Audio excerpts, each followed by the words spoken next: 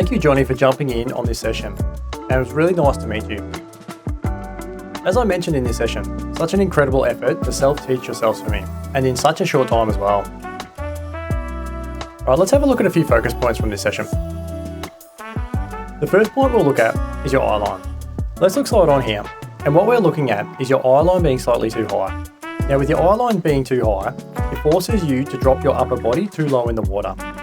If we slow this down and look at your hand entry, we can see the depth of your hand as you go into glide. In this position, we can see how much resistance you have between the side of your head and your shoulder.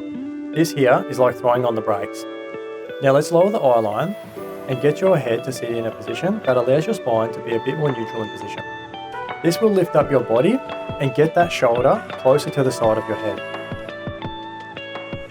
Now you have reduced the drag and repositioned your body in the water by dropping that eyeline. Now let's look at why there is a big side kick in every stroke. If we slow things down, what we are looking at is the lateral drift of your hips because of your arm crossing over your midline. Okay, let's break down this midline. Let's draw a line in the middle of your body, running through the tip of your head, through the middle of your hips. Now this is the midline, and this is your axis on what your body can rotate along. So with this in mind, any action we do that is too far away from or crosses over this point, we will see a natural counterbalance move to stabilize your body in the water.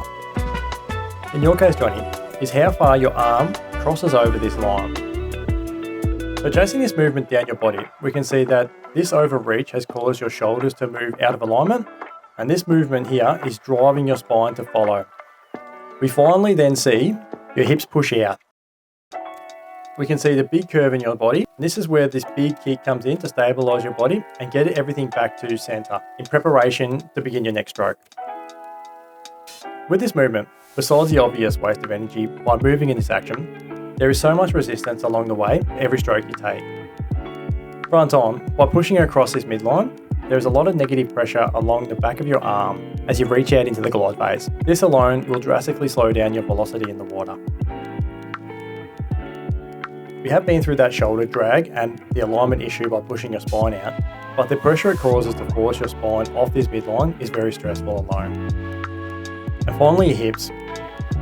By moving your hips laterally, side to side, this is causing that sweep kick to be so big.